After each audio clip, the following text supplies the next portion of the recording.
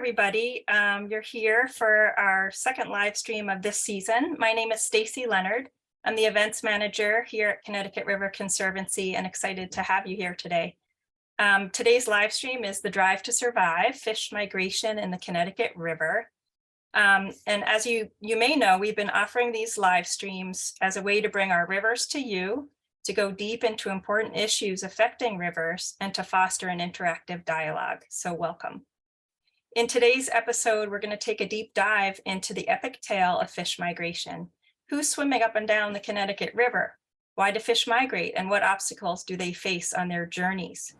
Why are certain fish ecologically or culturally important?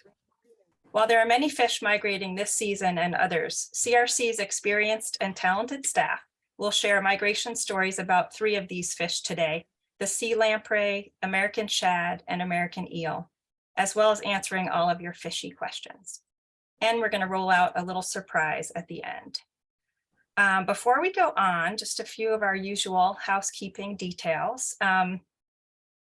We do really encourage your questions, and we're saving some time at the end. So please type into the chat and we will answer as many as we have time for. Please stay muted so the background noise isn't a distraction to anybody else. Also, we are recording this episode, and you can see that recording on our live stream channel and our YouTube channel within the next 24 hours. And finally, I always send an email to all the participants, whether you made it here today or just registered, with links and all the pertinent details of today's episode. So we're going to hear today from our wonderful CRC staff members. First will be Kate Buckman, our river steward in New Hampshire, who will give an overview into fish migration. And later we'll talk about her favorite fish, the American eel. Aliki Fournier, our ecology planner, is going to share insights about her favorite fish, the sea lamprey. And then Kelsey Wentling, our river steward in Massachusetts, will share stories of the American shad. So let's dish about fish. I'm going to pass the mic to Kate to get us migrating.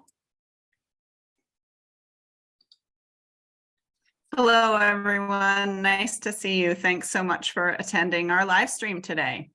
So I'm going to start out with just a little bit of an overview about what is fish migration in the Connecticut River. And it is simply the movement of fish between the ocean and the river itself. And fish migration in the Connecticut River is a seasonal movement of fish between the marine and freshwaters. And this is important because it is directly tied to the life cycle of the different fishes that we will be talking about. This movement is directional, so it is either from marine to freshwaters or from freshwaters to marine. For reproductive reasons, it's cued, so it's tied to different environmental parameters that let the fish know when they should be moving. And this migration of fish is critical to the survival of these fish species. So barriers to migration are problematic because they don't let these migrating fish complete their full life cycle. And when we're talking about migrating fish in the Connecticut River, there's a couple broad categories. So diadromous fish are fish that migrate between salt and freshwater, and that can be divided into 2 other categories. So anadromous fish migrate from the ocean into the river to reproduce, and we're going to talk about 2 of those fish today. And catadromous fish go the opposite direction. So they migrate from freshwater to the ocean and reproduce in the ocean. So again, quick overview. What is fish migration? Simply the seasonal movement of fish between marine and freshwaters. So now let's look at the poll results and see what you guys have answered.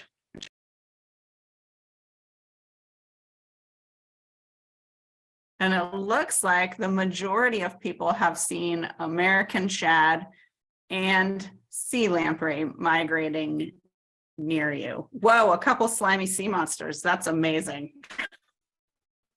I have not seen those. And I think we're going to turn it over to Aliki now to talk more about sea lamprey, which 32% of our respondents have. Thank you so much, Kate. Hi, everyone. My name is Aliki. I'm the ecology planner at CRC, and I'm so excited to talk to you guys today about the sea lamprey. It's my favorite fish, as Stacy mentioned, and its Latin name is Bertromizon marinus, which is it's the translation for stone sucker of the sea. And you'll understand a little bit why they're called stone suckers a little later. But the species is prehistoric. They've been around for a really long time before dinosaurs, and they've survived 4 major extinction events. They haven't changed much since their first appearance. They're actually older in fossil records than species like sharks and sturgeon, and they're at the base of the fish's tree of evolutionary development. Unlike a lot of other fish, they are jawless and have a skeleton made of cartilage instead of bone. Cool cavity, or their mouth, as you can see it here in the little window to the right, is made of a round disc that has multiple rows of teeth and a sharp tongue, and this is what allows them to suck onto other fish or surfaces. Indeed, they are parasitic fish in the ocean habitat, so they feed on other fish like sharks and tunas and even whales. And because this are referred to as the vampire fish, they use their buccal cavity to hold on to the fish and suck the blood out of their prey. And so during their last spring in the ocean, the sea lamprey begin their journey to freshwater rivers, such as the Connecticut River, to spawn and reproduce with a mate. Next slide, please, Stacy. So as Kate mentioned, there are different categories of migratory fish, and a quick little reminder, so sea lamprey are a diadromous fish because they migrate between salt water and freshwater. And they're anadromous because their migration goes to from saltwater to freshwater to spawn and to reproduce. And so the lampreys live through 4 primary life stages. The larval stage, which is their filter feeder stage, they look like earthworms, and they hatch from their nests, which we'll talk more about later, and burrow in the sediment and filter feed from the substrate and the water above them. Migrant juvenile lampreys open their eyes and have developed fins, and they start swimming. That's when they begin the ocean. Their parasitic stage is still considered a juvenile stage, is when they reach the ocean and they start feeding on other fish. It's their parasitic stage, and they start growing and developing into adult lampreys. And finally, spawning adult lampreys are ready to mate and reproduce and find their spawning grounds. And once they're done nesting and laying their eggs, it's the end of their life cycle, so they die after this process. In order to find their spawning grounds, the sea lamprey will actually follow pheromones, which are hormones released by the larva lamprey and habitat. So they know where the babies are located from previous generations, and they're able to follow those pheromones to habitat that works for them. Next slide, please. So I did talk about sea lamprey nests, and it is true. Lampreys do build their nests for their eggs. They manipulate the rocks around their spawning habitat to create a hole or a pit in the ground, followed by a pile of larger rocks downstream. And you can see in the diagram here, they use the attachment rock to hold on to while they breed, and the eggs slowly flow downstream into the rock pile, and they nestle between the cracks of that rock pile where they'll stay for their gestation period until they're ready to hatch. They're looking for habitat that has a good variation in gradient. They're wanting to move around rocks that are about fist size, and they need a slight to moderate current in order for their eggs to be carried effectively into the rock pile, and for the current to have enough oxygenation for the survival of their eggs. Next, please. Here's another representation of where they lay their eggs. So when we do nest surveys, which is us bringing volunteers to do stream walks with us to find the nests, and it helps us get a population estimation of the spawning lamprey. We like to categorize the river into different categories. We call those categories a river run, which is smooth running water, a riffle, which is a steeper slope of running water, and it often has extruding rocks, and a better variety of gradient, and a pool where the water has over time dug into the bottom of the riverbed and created a pool. And so the lampreys like to nest in the riffle part of the habitat, often at the head or at the tail where the riffles begin and end. And knowing this really helps us when we look for those nests. Next slide, please. So their ecological importance. For starters, the larval lamprey are filter feeders, and so like mussels or oysters, they're the cleaners of the river. They absorb all those nutrients and pollutants from the river, and they're able to process those nutrients and store them, essentially cleaning our rivers for us.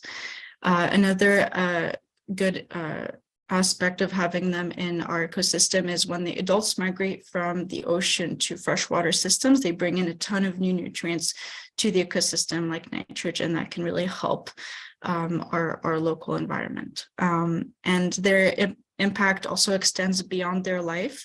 When adults die after spawning, the carcass that they leave behind is a great food source for local creatures, such as raccoons and birds. And their cultural importance. So larvae were used as bait to fish for bass by indigenous tribes. Indigenous practices also included harvesting lamprey oil from the decaying body of adults to be used as medicine. And lamprey pie is a European dish made from spawning lamprey in European rivers, and it was a delicacy in medieval England. Little fun fact. Next slide, please. So their geographical range is primarily Eastern North America and Western Europe. They are invasive to the Great Lakes and Lake Champlain. Niagara Falls was a natural barrier they could not pass until the mid-1800s, when artificial canals were built to bypass the falls.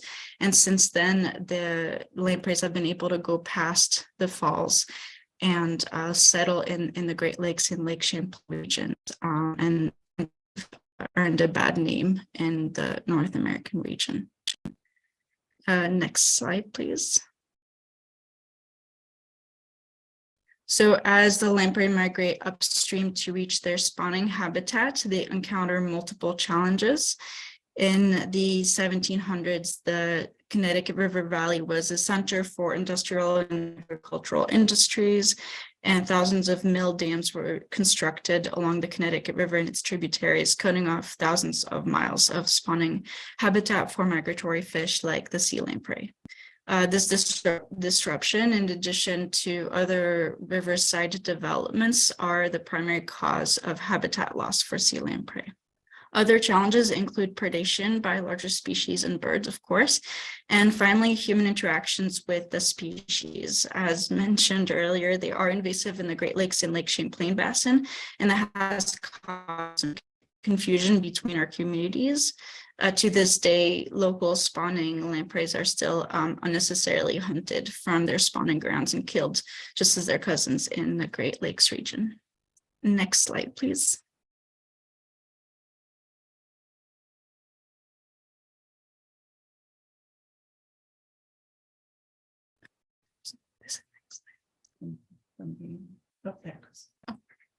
Sorry about that. So what can you do to help us with our sea lamprey restoration efforts? Well, we are doing sea lamprey nest surveys. They happen every June and July, where we go out with our volunteers and we walk streams and we look for the nests that they leave behind. We go after their migration season is over so as to not disrupt them during their spawning season. And it's a really great activity to go out and walk around in your local stream or brook in a way that you haven't really seen before. So all the information is at ctriver.vomo.org. And I encourage you to join us. Be in all 4 states of the watershed: Vermont, New Hampshire, Massachusetts, and Connecticut. Thank you. And I'm going to pass it over to Kelsey for her to tell us more about shad.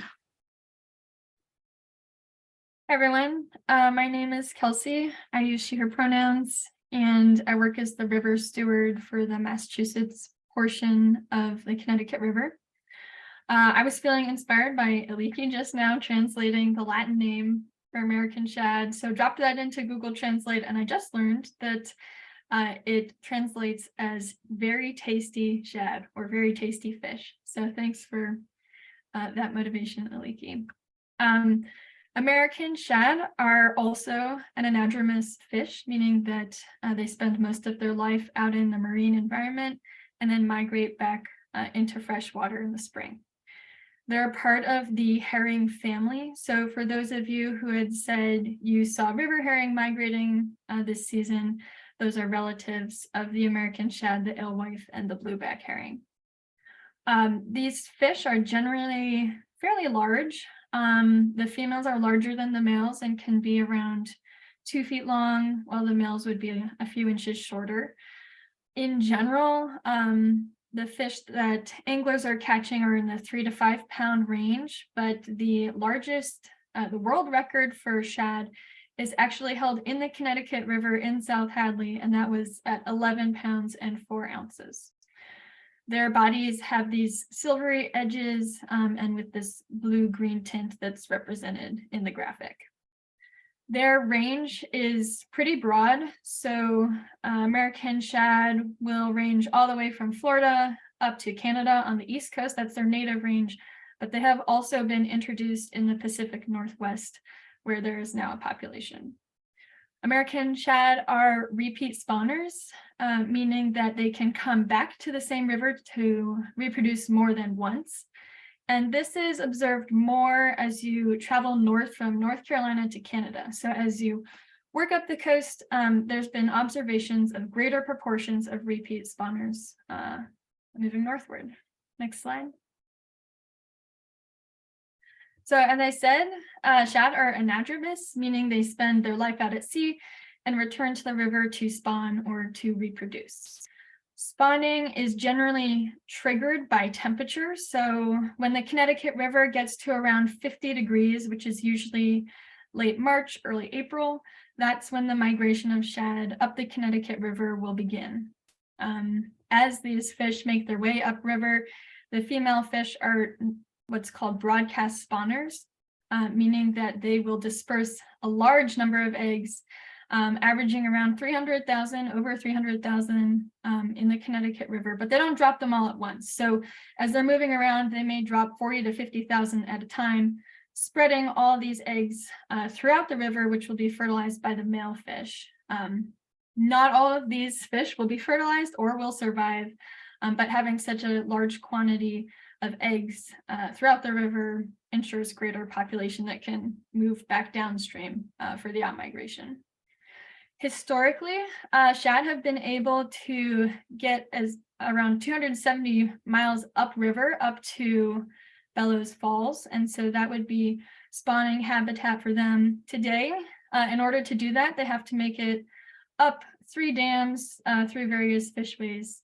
And of course, if they're out migrating, they have to make it back down. So some shad will, adult shad will come back down the river, go back out to the ocean, spend some time there, and then may repeat spawn coming back up.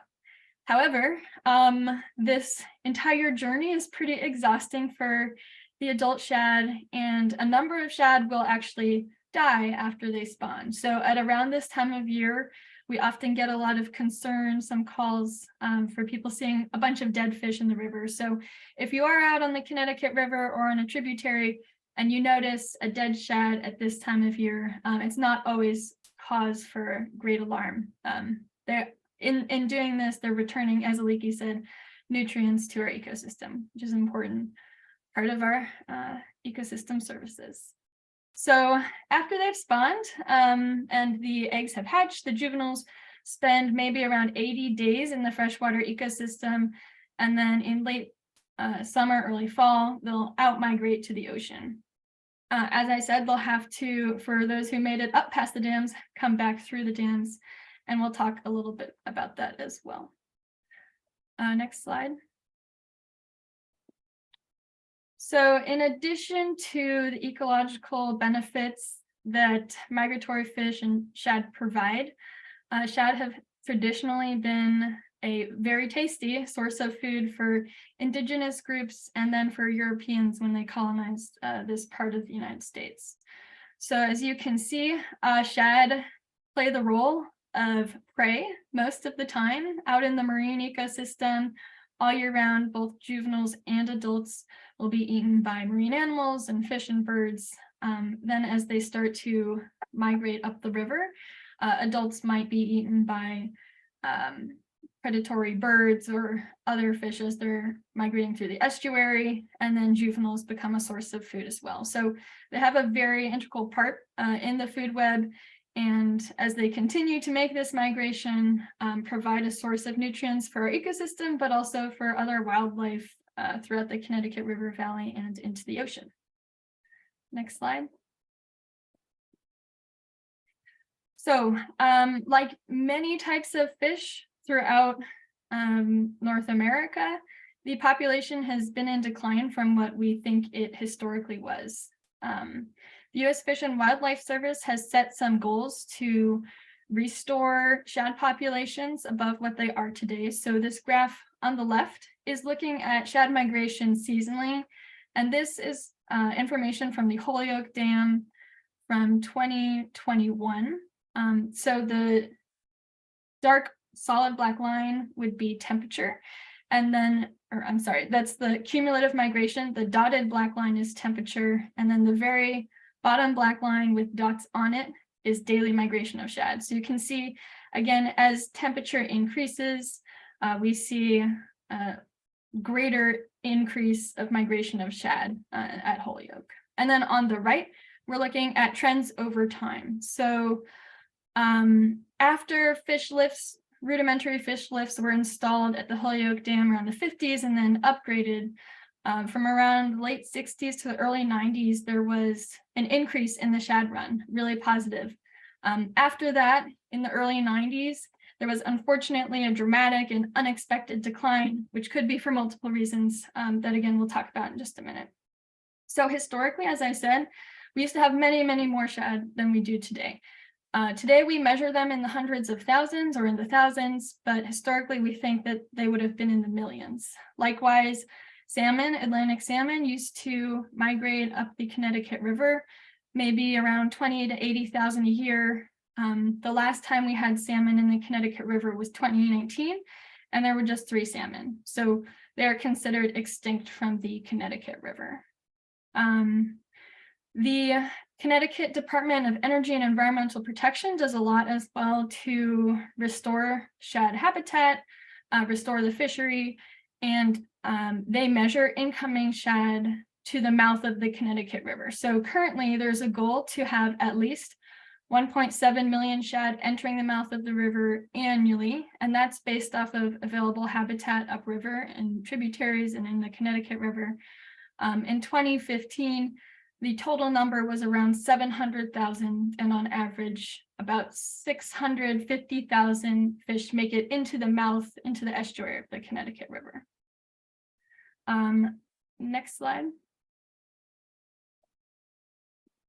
All right, we're going to talk a little bit about some of the barriers that shad and migratory fish face. I'm specifically talking about dams and shad, as shad are often the target species when we think about fish passage at hydroelectric facilities. So the image on the left is the fish ladder at the Turner's Falls Dam. The map on the right is showing different dams, not all the dams, but dams in the watershed. Red would be dams that do not have a fishway. Green are dams that do have a fishway, and blue are dams that have been removed. So the fish are free to migrate and spawn in that area.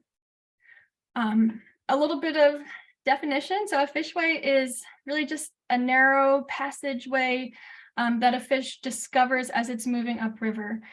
Shad don't tend to explore as much as other fish.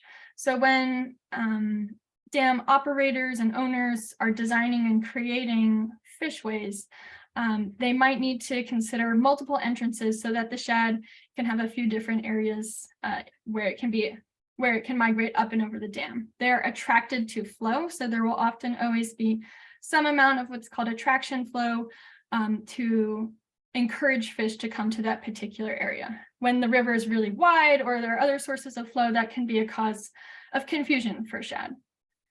Shad also like to move in schools, so having wider fishways is helpful and not too many sharp turns, as those can cause some consternation for shad. Part of an issue we have today with some of the dams. So the Holyoke Dam is the first barrier on the Connecticut River. They have what's called a fish elevator, which is sort of like what it sounds. The fish get pushed into sort of like a bucket and then get raised up and let out to continue their migration. At Turner's Falls Dam, the fishway was designed originally for salmon, and salmon, if you're picturing them, are a leaping fish. They can jump over high barriers. Shad aren't like that. So this ladder is difficult for them to navigate, and they're not able to pass as effectively or as timely as they should be at the Turner's Falls Dam. With this in mind, the U.S. Fish and Wildlife Service has worked on some objectives to create more timely and safe fish passage goals.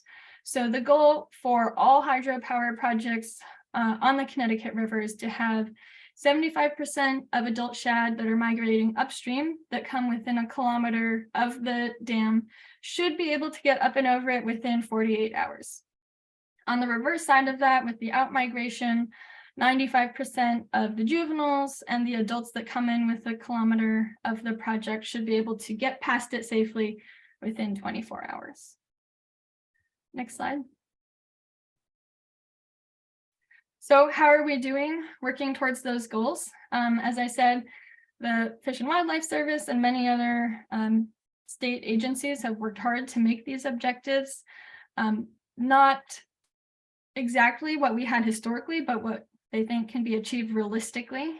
So the objective for fish passage for shad at Holyoke is to have 680,000 fish come up and over the dam. About 60% of those should then pass at Turner's Falls Dam, which would be 400,000, and then a fraction of those at Vernon. And this is assuming that in between all those dams, there will be some reproduction happening. In 2016, how did those numbers compare? A little under 400,000 for Holyoke.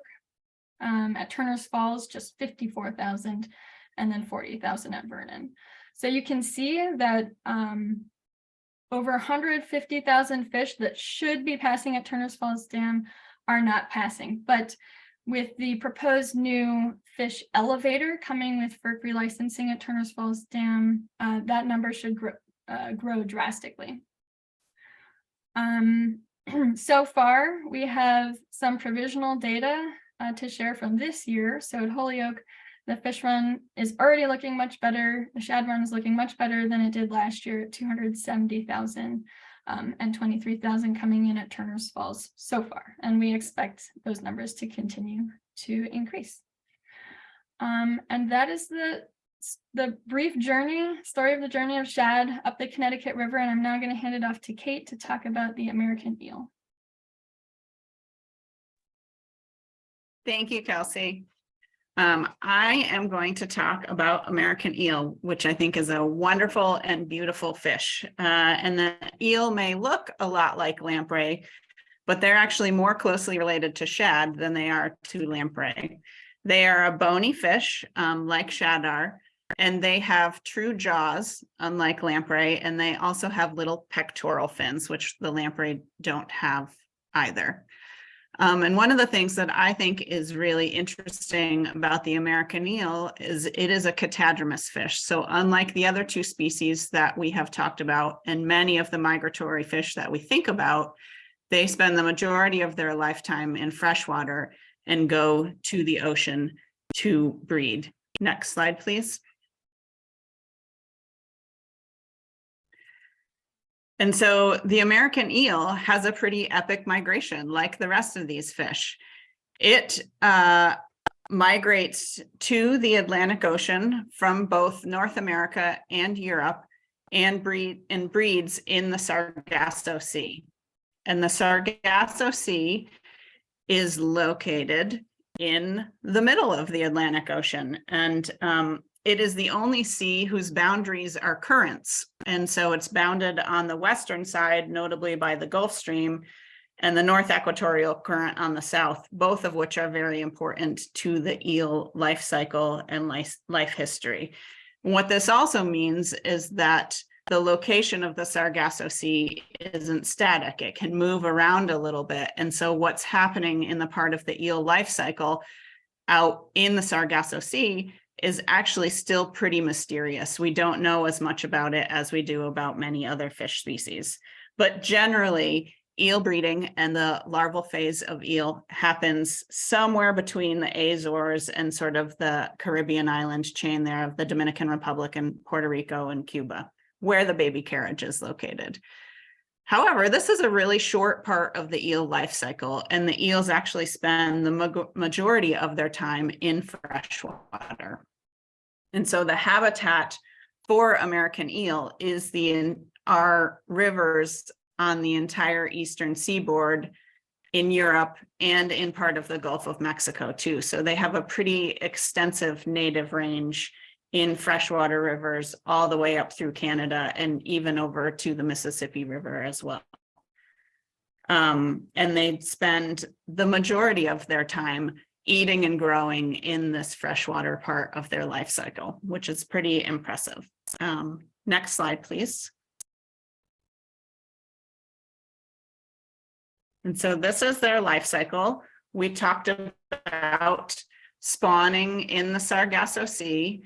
The marine part of their life cycle lasts around a year. There's a little bit of slop in that. And the freshwater part of their cycle can last up to 25 years for an individual eel. So these adult eels go to the Sargasso Sea, they spawn and lay their eggs there. And the eggs hatch in a couple of days. And what hatches out is a larval eel that's called a leptocephalus. And it's been described as looking like a transparent willow leaf with eyes. So they don't look like what we think of eels looking like at all. And this phase of their life cycle, the leptocephalus phase, lasts about 9 months to a year. And they float around, and their location is really driven by currents within the ocean. And they're eating small particles of detritus and algae and very, very teeny tiny little crustaceans when they're in this phase. The leptocephalus are pushed toward the coast in places like the Connecticut River by currents. They're carried up in the Gulf Stream. And when they start getting close to the coast, they change into a phase that's called a glass eel.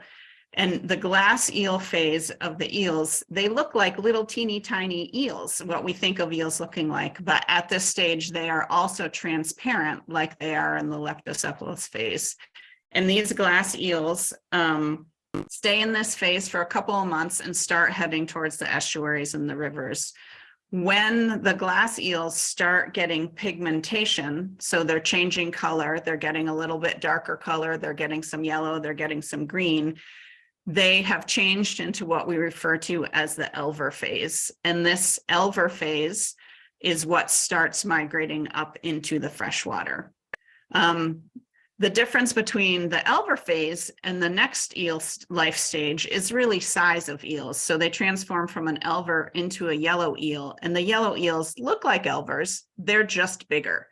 And they stay in this stage of their life cycle in freshwater for anywhere from 3 to 25 years. And this is where the majority of the eating and growing for the eels happens.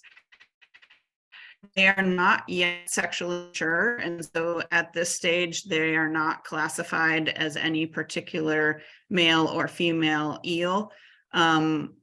when they are sexually mature in the silver eel phase, the females tend to be much larger than the male eels, and they also tend to go further upstream into more freshwater, and the male eels will often stay closer towards the brackish or more estuarine side of the rivers.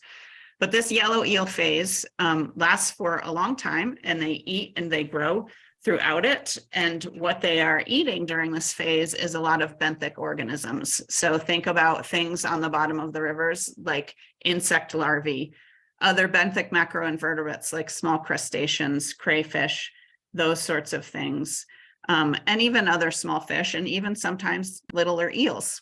And this migration up the rivers in the Elver and the beginning stages of the yellow eel phase is dependent upon water temperature, the flow regime, so how much water is coming downstream out of the rivers, and also light. Eels like it dark, they're nocturnal animals, and so this migration upstream from the larval to the growing phase of the eels happens at night. And so it's important that there is enough water in the rivers, and that there is not a barrier for this stage as well. The yellow eel, when it becomes sexually mature, turns into what we call the silver eel phase. And this is the adult phase of the eel, and this is when they migrate back downstream on high flow events to the Sargasso Sea to breed. And so that is a pretty short phase of their life, but also critically important that they're able to migrate through the entire river for it. Next slide, please. And so because we have adult eels migrating from the entire eastern seaboard and the Gulf of Mexico and Europe to the Sargasso Sea to spawn, they're what's known as a panmictic population. So people talk about salmon a lot and how salmon have natal homing and they go back to the same stream they were born in to breed. Well, every eel in North America and Europe goes to the same spot to breed. And so it is one big population of eels that the larvae then get carried by currents. And so this migration from the ocean to the rivers is really dependent upon what's happening with currents in the ocean as well. In the Connecticut River, New Hampshire Fish and Game indicates that there is historic evidence that American eel were found all the way up to the headwaters in the Connecticut lakes near the Canadian border. Currently, we know they go all the way to the Charlestown, sort of Claremont, New Hampshire area, and we've seen one or two maybe in the Mascoma River, so they may be going farther as well. If any of you are New Hampshire and Vermont residents and have seen eel and have pictures of them in your tributaries, send them to me. I'd love to see them. And much like the shad and many other fish, historically, we feel that they were more abundant than they currently are. And you can see there's a little picture here from Atlantic States Marine Fisheries Commission of a graph of an index of yellow eel abundance, which is taken from fishery landings and surveys as well. And generally, we see a much lower population than we did in the 1970s. And there is some fluctuation in it as well. And there are a number of reasons and challenges and threats that the American eel faces. They have always been culturally important species. The adult silver eels were traditionally caught and smoked as they were moving back downstream. You can see in the little picture is the remnants of a fish dam in the Ashwellet River, which was almost certainly utilized for catching adult female silver eel as they were migrating downstream. There is currently still commercial fisheries for yellow eels in the United States, and there's a glass eel fishery, which is very limited in both Maine and South Carolina as well. Ecologically, eels also function for nutrient transport between the ocean and the sea, like we talked about with lamprey and shad. They take a lot of freshwater nutrients out to the ocean when they migrate out, spawn, and then die. They are food for other critters, and they eat a lot of things within the rivers themselves too. And so they're a very important part of the food web within our rivers. And American eel also functions as the host species for the eastern elliptio mussel. And so mussels have the little baby mussels will latch onto fish gills, and that's a critical stage of their life cycle. And so American eel are important for the eastern elliptio mussel. Next slide, please.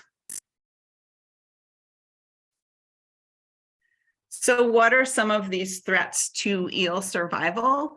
Climate change is actually a big one. And so I talked earlier about on the marine side, their cues for migration being water temperature, and also how they get carried and transported about being the currents on the marine side. And so with climate change, changes in water temperature, in current regimes, in food web structure on the marine side will all impact eels. And that's true on the freshwater side as well.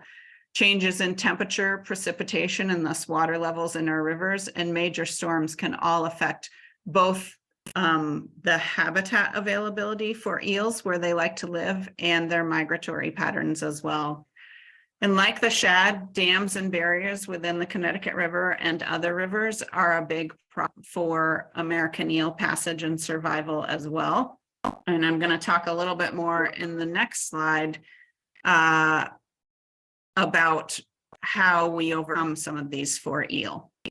And so eel actually need a very particular passage for themselves. They need eels, and they cannot use the fishways that are already built for salmon, shad, lamprey, and the other fish. With their upstream migration, so the yellow eel phase, they actually are really good climbers. And so they don't swim and they don't jump and they don't thrash about to get upstream, they climb. And so when we build passage requirements for eel going upstream, they're often a ramp, and these ramps can be straight up the face, they can be sloped, they can be a spiral, but what's critical is that they have little nubs or something on them that the eel can get some traction on and a little bit of water flowing over it, but not fully inundated. And so you can see a picture from the USGS lab there of an eel ramp that's been constructed and then a yellow eel climbing up through it. And the size of the eel can determine how they can climb. And so you'll often see eel ramps constructed with two different substrates next to each other, one with little bumps and one with big bumps. And that allows eels of different sizes to go up the ramp. Kelsey talked about the elevator at Holyoke. And so some places have constructed elevators for helping eel passage along, which is basically an eel ramp like you see up into a cage, which is then lifted up and over to the other side. Because eels are catadromous, downstream passage is actually critical to the survival of their species. And there aren't a lot of dams that have eel passage specifically constructed for them. I'm getting a notice that my internet is unstable, so I'm hoping you guys can hear me okay, and I apologize if you can't. But downstream passage, because eels are typically benthic, they are often down near where the intake siphon for hydropower facilities are. And so they need to be directed away from those siphons so they don't go through the turbines. They can either have a shallow direction over the spillway itself or a deep connection to bypass around the dams. And these can be gravity siphons or something called the Conti airlift, which is basically a siphon tube with air injected into it as well. And so I think that some people don't realize, and I want to emphasize that eels are really important species within the Connecticut River, and they do require different passage facilities to enable them to migrate both upstream and downstream. I think we're going to move on from the eel now back to a leaky. Thank you, Kate, for this great talk about eels. And I'm so excited to introduce you all to our new migratory fish website. This website has been in the works for the past 2 years, and thanks to regional fisheries biologist experts, We are almost ready to publish this new resource that will allow you to track where the fish go during their migration, understand how dams operate their fish ladders or fish lifts, and view migratory fish population data in real time.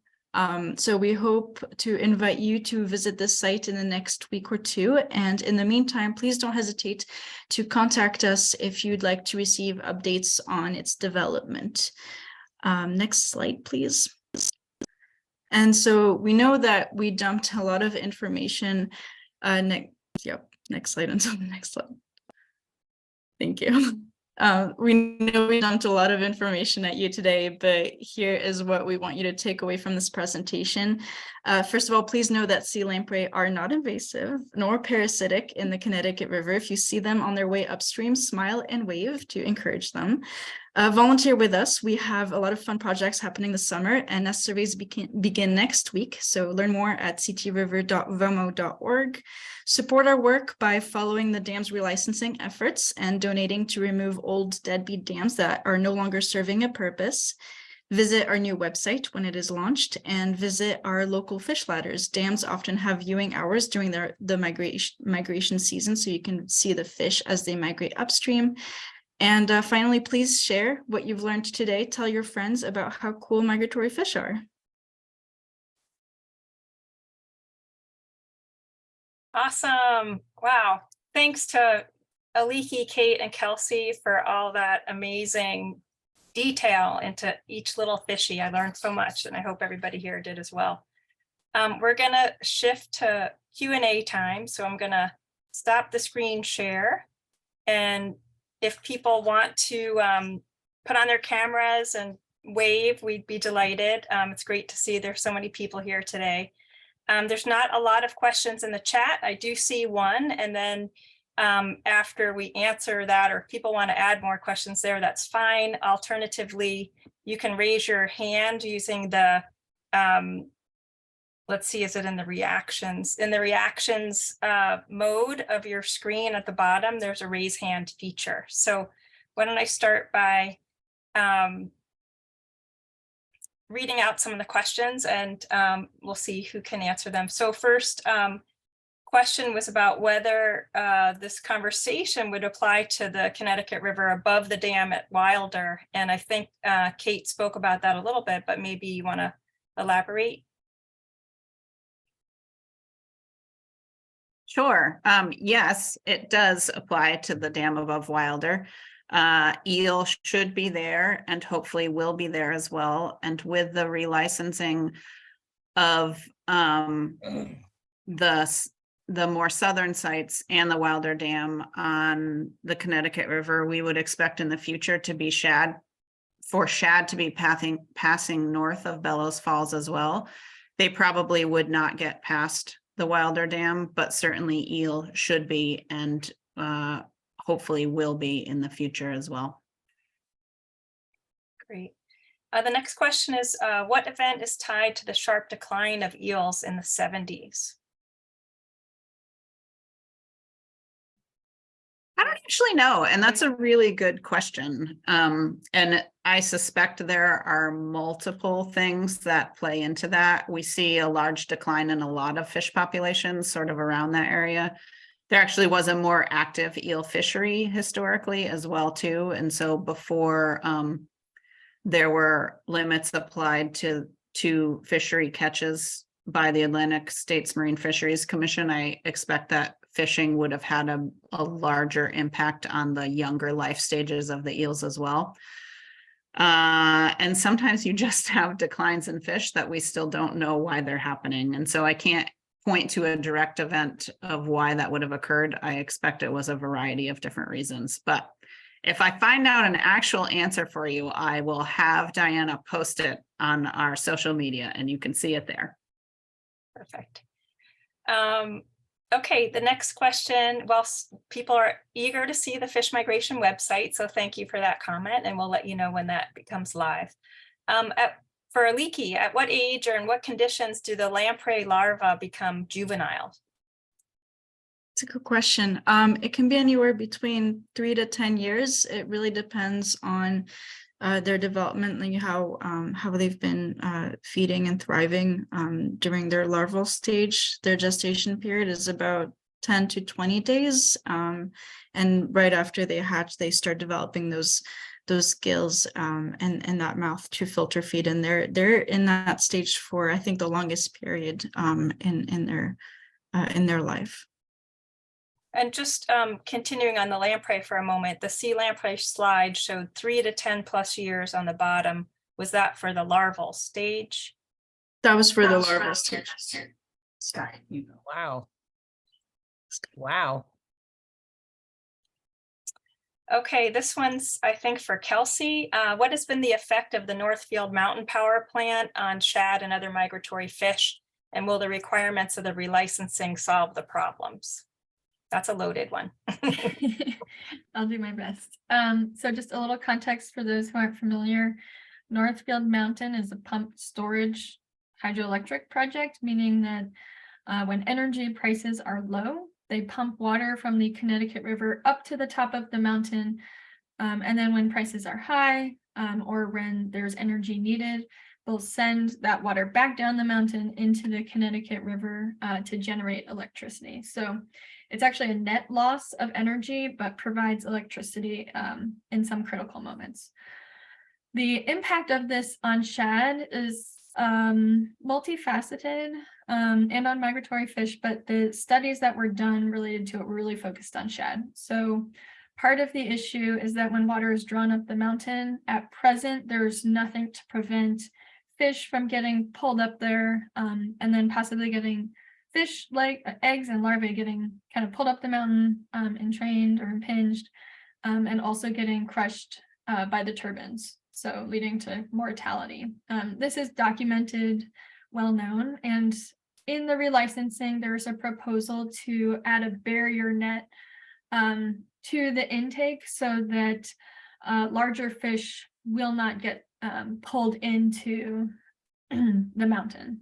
This will help to some degree, but we're concerned that this doesn't go far enough to protect the species more fully. I will say that those performance objectives I talked about earlier with the 75% and 95% out migrating do apply to Northfield Mountain. So if the facility is not meeting those, I do think there's a need to change the way that the facility operates so that their operations aren't having such a negative impact on shad. Last thing I'll say on that is that because there's this constant fluctuation from water being drawn up and down, the stream banks have become eroded, which degrades water quality and habitat for fish species. And so far, there's no plan on behalf of the company to mitigate or prevent that. Kelsey, there's a related question about, can the facility be retrofitted to a run-of-river facility? So the company owns two facilities. One is the Northfield Mountain, and one is the Turner's Falls Dam. And the Turner's Falls Dam is also undergoing relicensing, which is where a lot of the fish passage improvements will come from. Part of that is to create flows below the canal and below the dam that will make fish passage easier. So not quite run of river, but with less fluctuation and ramping up and ramping down of flows. So that will be addressed through the Turner's Falls Dam. The Northfield Mountain project, the way that they generate electricity and energy is really through these massive intakes and releases of water. So that I don't know for sure the answer to that question, but seems unlikely to me. Okay, thank you. I think some of these questions are responses to other ones, so I'm trying to catch up, but let me try to go to this one from Hank. How do the glass eels sense river waters to migrate? Temperature, salinity, other? And take that, Kate. Yeah. Both. And also freshwater smells different than saltwater does. And so Aliki had talked about pheromones in terms of the lamprey going up the tributaries. And there's some thoughts that eels think about where they're going in the freshwater based on not pheromones themselves, but actually like the smell in the water of things like decaying leaves, which indicate good habitat for them. And so certainly temperature, salinity, and flows are going to attract them to the mouth of the river, but also they can sense that it's fresh. There is a freshwater input there, and then also use this sort of sense of smell in the river water itself to direct them to good habitat within the river. Great, thanks. Before I ask the next two questions, which are dam related, I just want to say we are close to the end of the hour, and we're all happy to stay on an extra couple of minutes. So we will address these questions, but if anybody does need to leave at 1 o'clock, I just want to say thank you all for being here and for participating and listening and being interested in fish, and to Aliki, Kate, and Kelsey for fantastic presentation. So we appreciate it, but please stay on if you can. So this question is the NFMPS, which somebody might want to say what that is, manipulates the river, changing the natural flow, including dramatic erosion affecting the banks of the river and the quality of the water, adding silt. How can this be prevented without stopping the daily operations of the pump station? So the acronym is the Northfield Mountain Pump Storage Project, which we were just talking about. And yep, good point. So the fluctuation has been causing riverbank erosion. One way we think this can be addressed is to have limitations put on the amount of water they can pump up the mountain, as well as limitations on what's called the lower reservoir or the Connecticut River about how much they can fluctuate and how quickly. We recognize that some amount of erosion is natural in river processes, and over the operating regime of the last 50 years or so, the river has adjusted somewhat to the operations of Northfield Mountain. They're proposing now to expand their upper reservoir, meaning they could take a greater volume of water up the reservoir, up the mountain, and we're concerned that this will create a whole new round of erosion in a system that's somewhat adjusted. So that's one, is putting regulations on how much the company can pump. The other is having investments from the company to install projects that manage erosion. So figuring out how to plant buffers along the river or stabilize the stream bank, and investing actual funds for landowners and in the upper part of the river to slow down erosion, prevent erosion, and manage erosion. Thank you, Kelsey. Here's one more on that topic. Are all new fishways required to assist all species, including the ones we've talked about today? And how can dams, culverts be removed or upgraded to also support otter in the watershed? Oh, interesting. So for dams that have a license from the federal government, they will often work with state and federal agencies and other stakeholders to determine what fish passage facilities are needed. So in the example of Turner's Falls Dam and Northfield Mountain, there will be fish passage considerations for eels, for lampreys, for shad. Oftentimes for river herring, these I think are grouped with shad, so it will accommodate them as well, but they don't come this far upriver. Sorry, I'm just going to reread the question. It's multi-part. Yeah, just about removal of dams and supporting otters. I love that question.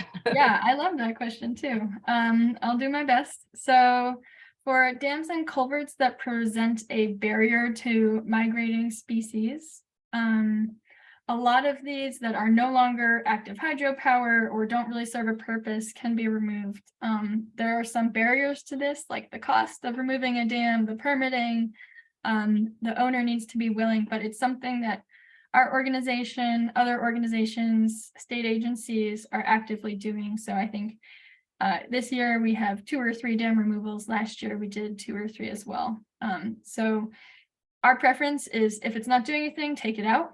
If it is doing something, doesn't have a fishway, that needs to be added. Same thing with culverts.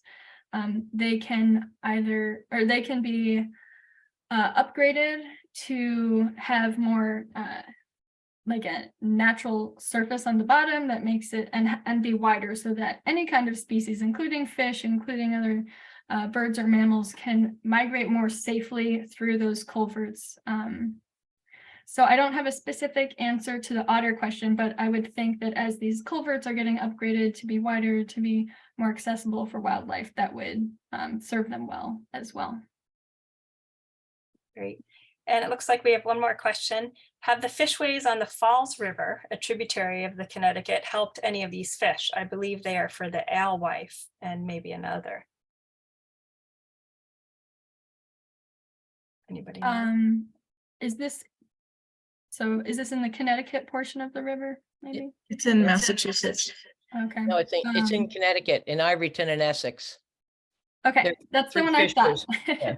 So we have like the Falls River, we have a lot of Mills rivers in the watershed, common name. So I think that maybe the one in the Connecticut portion of the river has a new ladder, and There's 3 that was ladders. 3 ladders. Has it helped any of the fish? So we can look into that and get you more information. I do think that there are people at least observing river herring there. So it might be presence absence data as opposed to a specific number, but we can look into that and send that out as well. But Oh, thank I you. don't know off the top of my head. Okay, wonderful. I think that's the end of our questions. And given that it is 1:05, we could probably end here. Again, really grateful to everyone for coming and thank you for asking your questions. And we will be sending an email later with links and ways you can get in touch with all the staff that spoke today and learn about the website launch, and continue to stay connected with Connecticut River Conservancy. Thanks, everybody. We'll see you next time. Thank you.